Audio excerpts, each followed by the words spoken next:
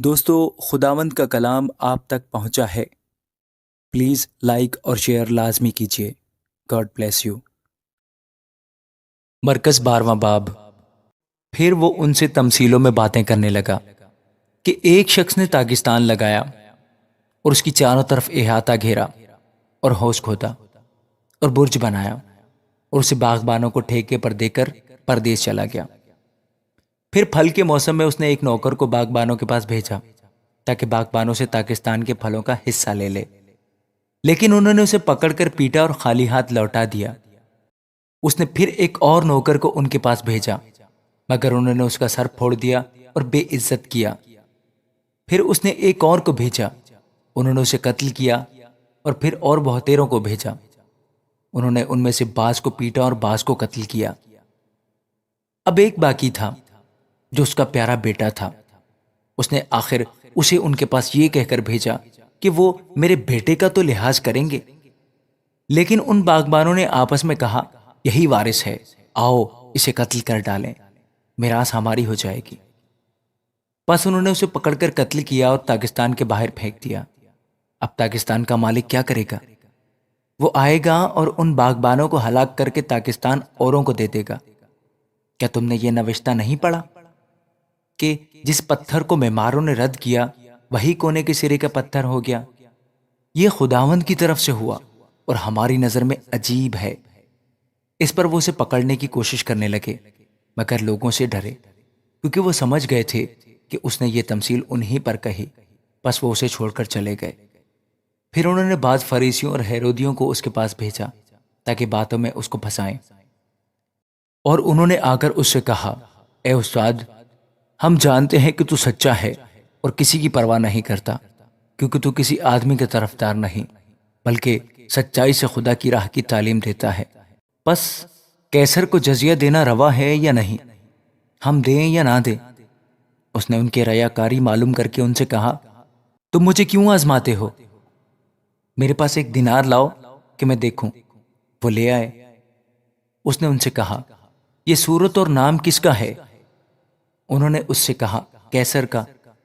یسوع نے ان سے کہا، جو کیسر کا ہے کیسر کو، اور جو خدا کا ہے خدا کو ادا کرو۔ وہ اس پر پھر بڑا تعجب کرنے لگے۔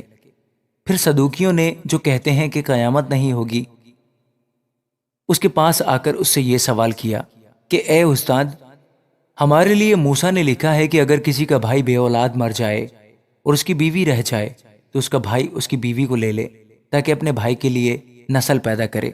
7 بھائی تھے، پہلے نے بیوی کی اور بے اولاد مر گیا، دوسرے نے اسے لے لیا اور بے اولاد مر گیا، اسی طرح تیسرے نے، یہاں تک کہ 7 بے اولاد مر گئے۔ سب کے بعد وہ عورت بھی مر گئی۔ قیامت میں یہ ان میں سے کس کی بیوی ہوگی؟ کیونکہ وہ 7 کی بیوی بنی تھی۔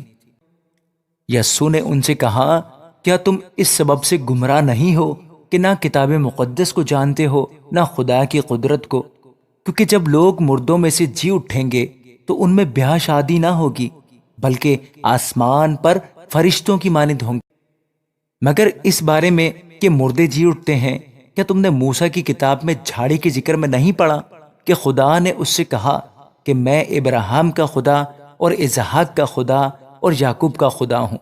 وہ تو مردوں کا خدا نہیں بلکہ زندوں کا خدا ہے۔ پس تم بڑے گمراہ ہو۔ اور فقیوں میں سے ایک نے ان کو بحث کرتے سن کر جان لیا کہ اس نے ان کو خوب جواب دیا ہے۔ وہ پاس آیا اور اس سے پوچھا کہ سب حکموں میں اول کون سا ہے؟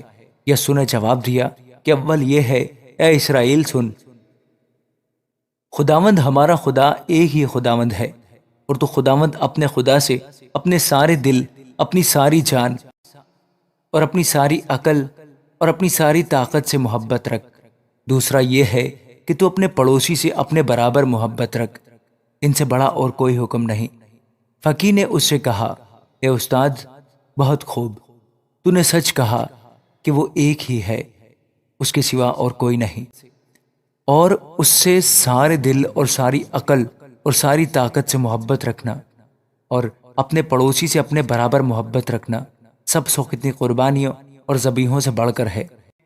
جب یسوع نے دیکھا کہ اس نے دنائی سے جواب دیا تو اس نے اس سے کہا، تو خدا کی بادشاہی سے دور نہیں۔ اور پھر کسی نے اسے سوال کرنے کی جرت نہ کی۔ پھر یسوع نے ہیکل میں تعلیم دیتے وقت یہ کہا کہ فقی کیوں کر کہتے ہیں کہ مسیح داؤد کا بیٹا ہے؟ داؤد نے خود روح القدس کی ہدایت سے کہا ہے کہ خداوند نے میرے خداوند سے کہا میری دہنی طرف بیٹھ جب تک میں تیرے دشمنوں کو تیرے پاؤں کے نیچے کی چوکی نہ کر دوں۔ داؤد تو آپ اسے خداوند کہتا ہے، پھر وہ اس کا بیٹا کہاں سے ٹھہرا؟ اور عام لوگ خوشی سے اس کی سنتے تھے۔